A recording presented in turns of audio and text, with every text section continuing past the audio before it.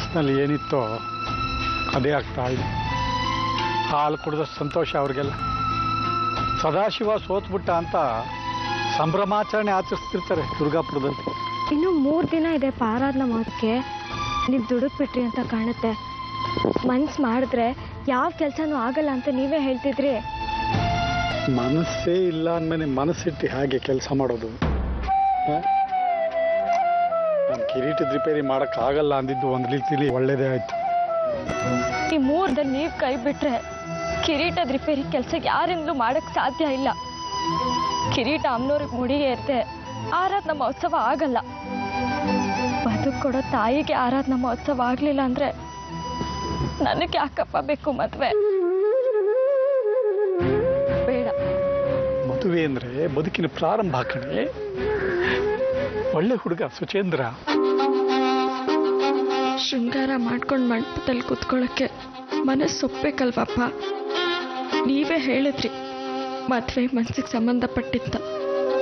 ಮನ್ಸು ಮುರಿದಿದೆ ಅಪ್ಪ. ಅಮ್ಮನವ್ರ ಆರಾಧನಾ ಮಹೋತ್ಸವ ಆಗದೆ ಇದ್ರೆ ನಾವು ಅಮ್ಮನವ್ರಿಗೆ ಅಪಚಾರ ಮಾಡ್ದಂಗೆ. ತಾಯಿಗೆ ಮಸಿ ಬೆಳೆದು ಶೃಂಗಾರ ಮಾಡಿಕೊಂಡು ನಾನು ಸುಖದ ಕನಸು ಕಾಣಕ್ಕಾಗತ್ತಪ್ಪ? ಮಗಳಾದವಳಿಗೆ ಅದು ಸಾಧ್ಯ ಇಲ್ಲ. ಬೇಡ ಅನ್ನಿಸ್ತಿದೆ ಅಪ್ಪ ನನಗೆ. ನಾನು ಇವತ್ತು ಸ್ವಲ್ಪ ಅರ್ಜೆಂಟಾಗಿ ಊರಿಗೆ ಹೋಗಬೇಕಾಗಿತ್ತು. ಎಷ್ಟೊತ್ತಿಗೆ ಬರ್ತಾರೆ ಸದಾಶಿವಕ್ಕೆ ಯಶುನಾಥ್ರ ಮನೆಯಿಂದ? ಎಷ್ಟೊತ್ತಿಗೆ ಬರ್ತಾರೇನೋ ಗೊತ್ತಿಲ್ಲ. ಕಿರೀಟದ ವಿಷಯದಲ್ಲಿ ಏನು ನಿರ್ಧಾರ ತಗೊಂಡಿದ್ದಾರೋ ಏನೋ. ನಾನು ಇವತ್ತು ನನ್ನ ಮಗಳ ವಿಚಾರದಲ್ಲಿ ನಿರ್ಧಾರ ತಗೋಬೇಕಾಗಿದೆ. ಹಿಂಸೆ ಮೇಡಮ್, ಹೆಣ್ಣೆತ್ತವ್ರಿಗೆ. ಏನಾಯಿತು? ಒಳ್ಳೆ ಹುಡುಗ, ಬಿಟ್ಟರೆ ಸಿಕ್ಕಲ್ಲ ಅಂತ ಕೂಡಾತ್ರದಲ್ಲಿ ಮದುವೆ ಮಾಡಿಕೊಟ್ಟೆ. ಕೆಲವರು ಆಡ್ಕೋತಾರೆ ಕಳ್ಳ ಪೊಲೀಸ್ ಜೋಡಿ ಅಂತ. ಮಗಳು ಮದುವೆ ಆಗಿ ಗಂಡನ ಮನೆ ಸೇರಿದ ಮೇಲೆ ನನಗೆ ಗೊತ್ತಾಗಿದ್ದು ಹುಡುಗನಿಗೆ ಕೆಲವು ಬ್ಯಾಕ್ಗ್ರೌಂಡ್ ಇದೆ ಅಂತ. ಹೊಡೆದು ಬಡ್ದು ಮಾಡ್ತಾನೆ ದುಡ್ಡುಗೋಸ್ಕರ. ಪೊಲೀಸ್ನವರು ನೀವು 1-2 ತಿಂಗಳು ಜೈಲಿಗೆ ಹಾಕ್ರಿ ಅವನನ್ನ. ಬುದ್ಧಿ ಬರುತ್ತೆ, ಸರಿ ಹೋಗ್ತಾನೆ. ಸಂಬಂಧದಲ್ಲಿ ಕಾನೂನು ತಂದರೆ ಸಂಬಂಧ ಹರಿದೋಗುತ್ತೆ ಮೇಡಮ್. ಮತ್ತೆ ನಿಮ್ಮ ಮಗಳ ಗತಿ? ಏನೋ ಒಂಥರ ಜೀವನ ಮೇಡಮ್. ನಾವು ಅಂದ್ಕೊಂಡಂಗೆ ಇರೋಕ್ಕಾಗೋದಿಲ್ಲ. ಒಂದು ದಿವಸ ಸಾವು ಬರುತ್ತೆ, ಅದೊಂಥರ ಗ್ಯಾರಂಟಿಯಾಗಿ ಹೇಳ್ಬೋದು.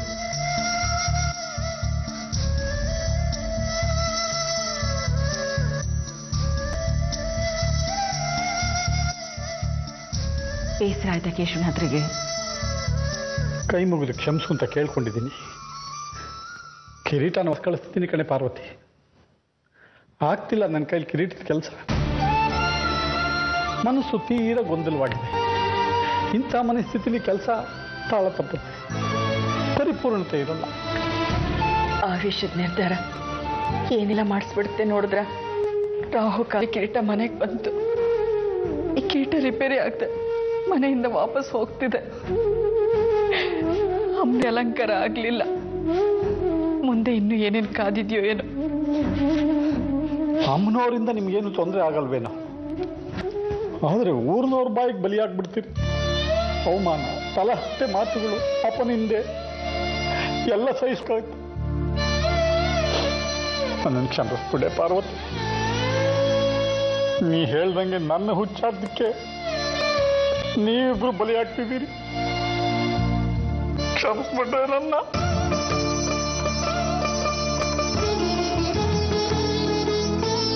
ಹೀಗೆ ಆಗ್ಬೇಕು ಅಂತ ಮುಂಚೆನೆ ನಿರ್ಧಾರ ಆಗಿದೆ ಅಂತ ಕಾಣುತ್ತೆ. ಅನುಭವಿಸ್ಬೇಕು ಅಂತ ಇದ್ರೆ ಅನುಭವಿಸ್ಲೇಬೇಕು. ಗ್ರಹಚಾರ ತಪ್ಪಿತ್ತಲ್ಲ.